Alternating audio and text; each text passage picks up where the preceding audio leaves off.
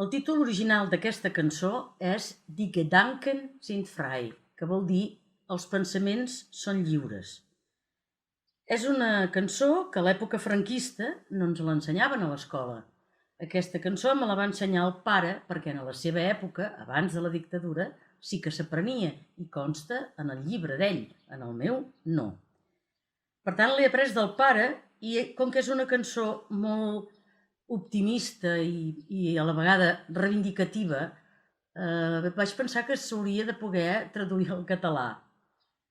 I quan ho vaig intentar vaig veure que no n'hi ha prou amb saber traduir, sinó que s'ha de ser una mica poeta. Per sort vaig trobar una amiga de l'escola també, que domina totes dues llengües, el català i l'alemany, i ella m'ha fet una traducció que ara la sentireu, es diu Montse Fleck.